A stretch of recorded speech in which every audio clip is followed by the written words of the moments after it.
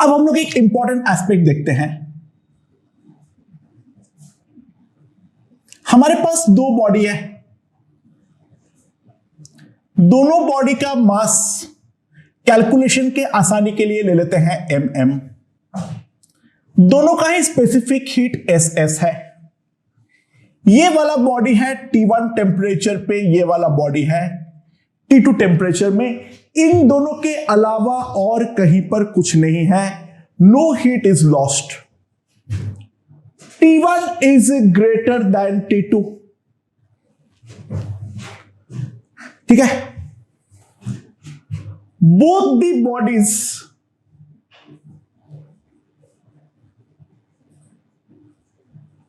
Are brought in contact. Both the bodies are brought in contact.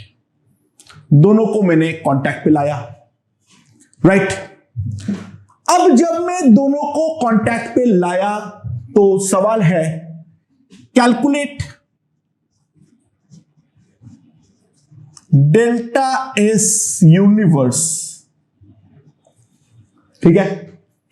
Assuming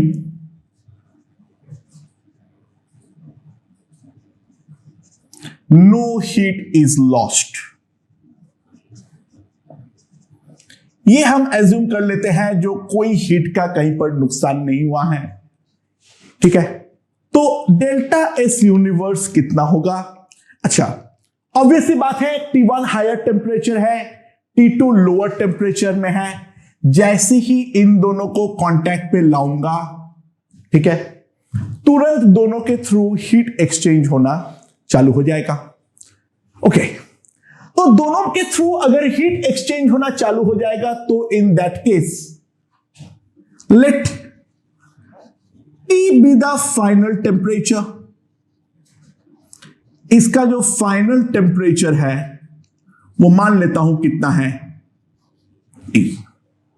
obviously बात है, heat gain equals to heat lost. तो MS T1 minus T is equals to MS T minus T2। MS cancelled, तो T1 minus T is equals to T minus T2। तो T हमारे पास आ जाएगा T1 plus T2 by 2। T हमारे पास आ जाएगा T1 plus T2 by 2। Okay, तो ये हमारा क्या है, दोनों बॉडी को कांटेक्ट पे रखने पर फाइनल टेम्परेचर जो हम साफ साफ देख सकते हैं। अच्छा, इन दोनों में से किसी एक को सिस्टम मान लो और किसी एक को सराउंडिंग। तो जो मेरा कोल्डर बॉडी है उसको मैं फॉर सेक ऑफ सिंप्लिसिटी मान लेता हूं सिस्टम है। इस पे हीट प्रोवाइड हो रहा है तो उसको मैं सिस्टम मान ले रहा हूं, कोई फर्क नहीं पड़ता है, जो मर्जी है वही मान लिया जाए। ठीक है, इसको T0 मान लो। ठीक है, राइट। तो एट एनी जनरल इंस्टेंट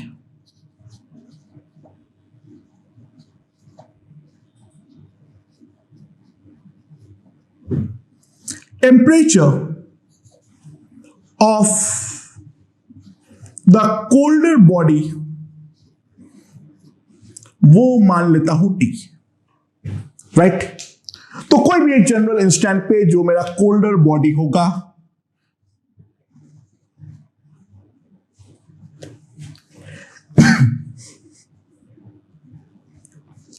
अब इस पे अगर मैं reversibly DQ reversible amount of heat देता हूं तो इसका एंट्रोपी DS जितना बढ़ता है, राइट। और टेम्परेचर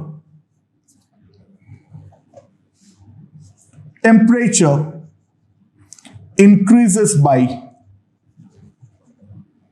DT। टेम्परेचर हमारा DT से इंक्रीज करेगा। तो DQ रिवर्सिबल में क्या लिख सकता हूं, मैं ये लिख सकता हूं ms dt, तो ds जो आएगा that will be ms dt by T. तो जो मेरा कोल्ड बॉडी है delta S cold will be ms integral dt by T. It has to be integrated from T2 to the final temperature T0। तो delta S cold कितना आ जाएगा मेरे पास? ये आ जाएगा ms ln T0 by T2। ध्यान देना T0 जो है वो T2 से बड़ा है, ये डेफिनेटली ग्रेटर देन 0 है। कोल्ड बॉडी का टेम्परेचर बढ़ रहा है, एंट्रोपी बढ़ना चाहिए। एंड सिमिलरली मैं वापस पूरा डिराइव नहीं कर रहा हूं, ऑब्वियस बात है, डेल्टा एस हॉट जो होगा that will be ms ln T0 by T1, right. And obviously T1 जो है वो T0 से बड़ा है, तो this thing is less than 0। क्योंकि हमारे पास यूनिवर्स में और कोई भी बॉडी नहीं है, तो delta S universe is equals to delta S hot plus delta S cold. ठीक है, सो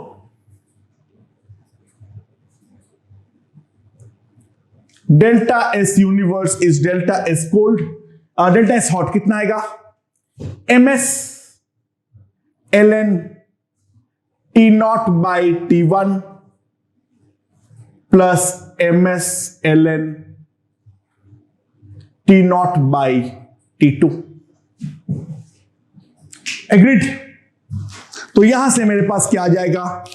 मेरे पास यहां से आ जाएगा delta S universe equals to ms ln T0 square by T1 T2, और T0 मेरा है T1 प्लस T2 का whole square, so ms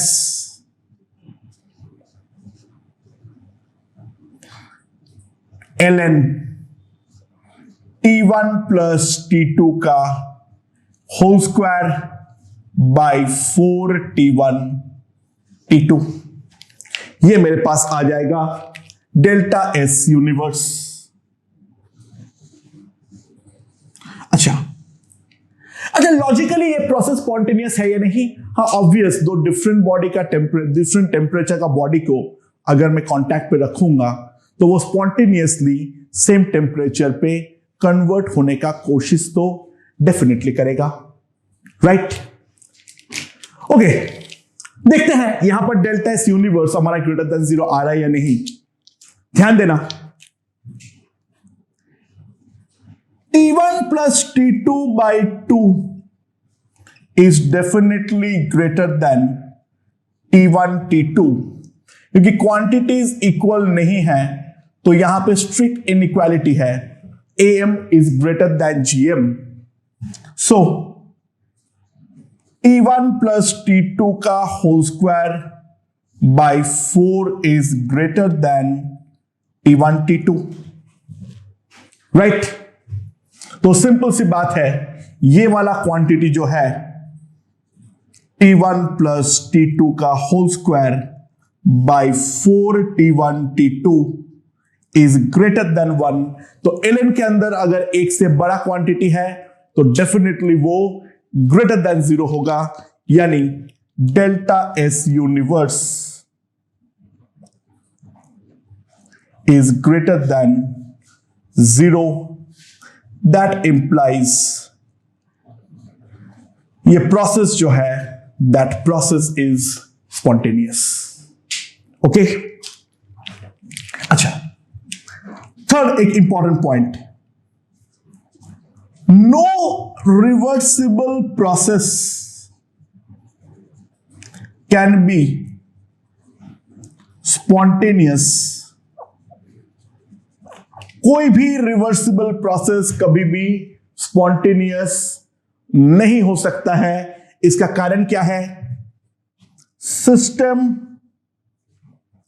and surrounding,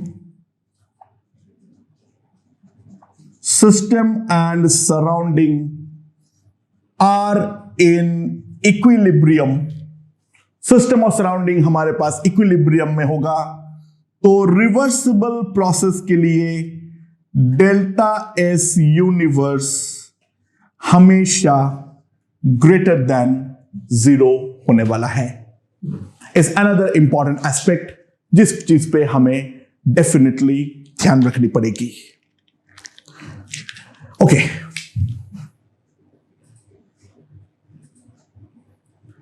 मेरे पास n moles of ideal gas है।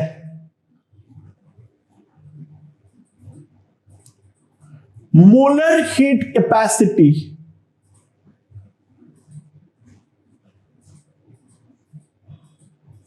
एट कांस्टेंट वॉल्यूम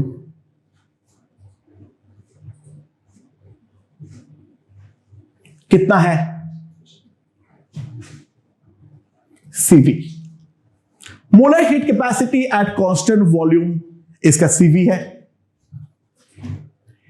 इसको मैं V1, T1 से ले जा रहा हूं V2, T2 पर।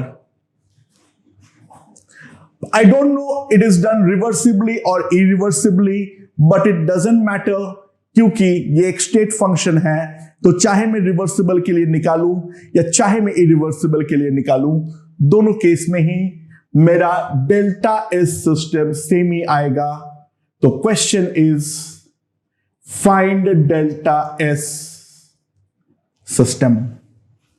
डेल्टा एस सिस्टम कितना होगा वो हमें यहां से निकालना है।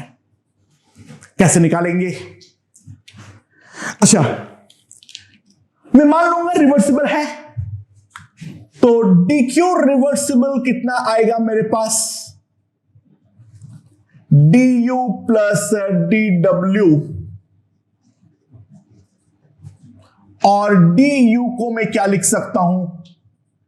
NCV dt, और DW को मैं क्या लिख सकता हूं? PdV। राइट? तो DS सिस्टम क्या होगा? ये आएगा मेरे पास DQ reversible by T। So DS system मेरे पास क्या आ जाएगा? NCV into DT by T plus P by T into DV। NCV into DT by T plus P by T into DV। तो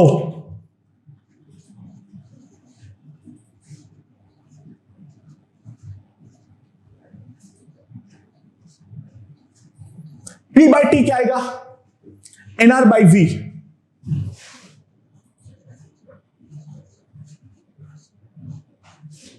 NR into DV by V।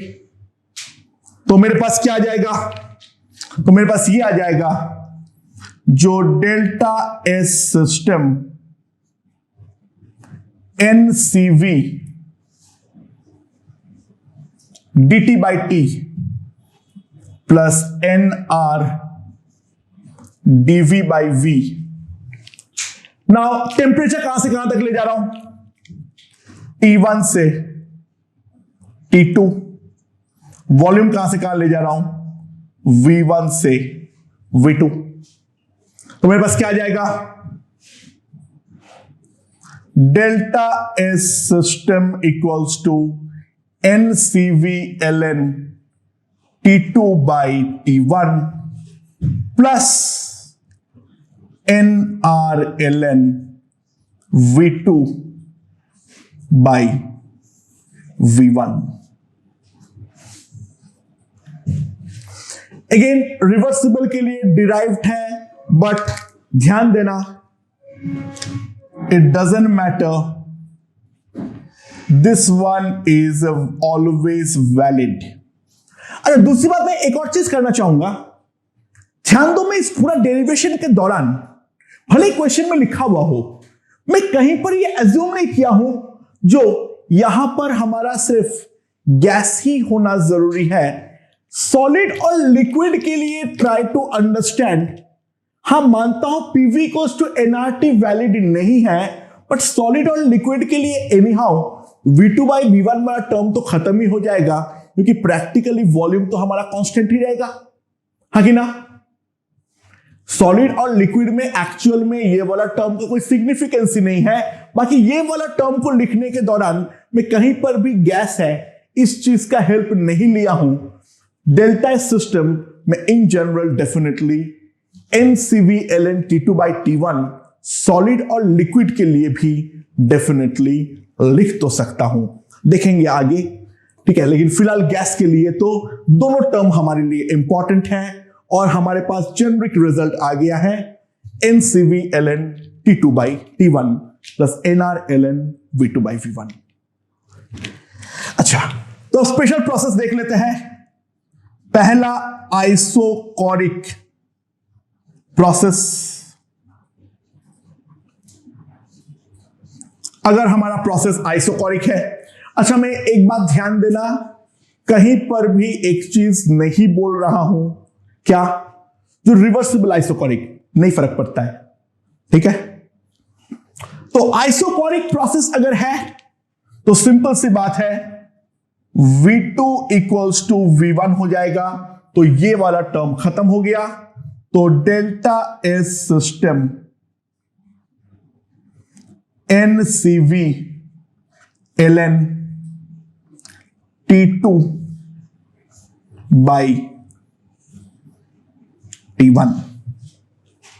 Right. अच्छा, isothermal process.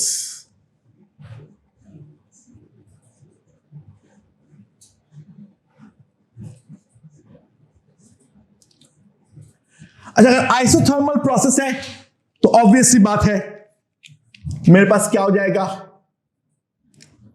T2 is equals to T1। तो जैसे T2 equals to T1 होगा ये वाला term खत्म हो जाएगा। तो आइसोथर्मल के लिए डेल्टा एस सिस्टम क्या आएगा मेरे पास, NR ln V2/V1।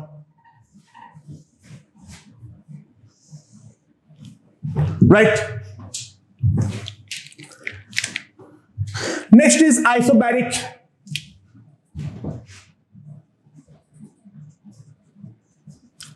अगर मेरे पास आइसोबैरिक प्रोसेस हो तो प्रेशर मेरा फिक्स है। तो प्रेशर अगर मेरा फिक्स है तो सिंपल सी बात है V2/V1 is equals to T2/T1। तो V2/V1 अगर T2/T1 के इक्वल है तो सिंपल सी बात है delta S system is equals to NCV ln T2/T1 plus NR ln V2/V1। ठीक है। नाउ CV प्लस R क्या हो जाएगा, CP। तो डेल्टा एस सिस्टम मेरे पास आ जाएगा NCP ln T2/T1। इसको हम ऐसे भी सोच सकते थे, DQ रिवर्सिबल क्या लिख सकता हूं, NCP dt, उसको डिवाइडेड बाय T करके इंटीग्रेट करूंगा, NCP बाहर, इंटीग्रल dt/T, T1 से T2 सिंपली क्या आ जाएगा, NCP ln T2/T1। And last is reversible adiabatic process. अच्छा ध्यान देना, एडियाबैटिक प्रोसेस में हम ये मेंशन हमको करना पड़ेगा वो रिवर्सिबल है या इरिवर्सिबल है, क्योंकि यहां पर डेफिनेटली फर्क पड़ता है। एडियाबैटिक है तो डीक्यू हमारा 0 है, लेकिन डीक्यू रिवर्सिबल जो है वो 0 होने के बारे में कोई गारंटी नहीं है। तो अगर रिवर्सिबल एडियाबैटिक प्रोसेस है तभी हम बोलेंगे dQ reversible is equals to 0। तो in that case ds system is equals to 0, यानी डेल्टा एस सिस्टम भी ऑटोमेटिकली हमारा 0 हो जाएगा, राइट। That's Y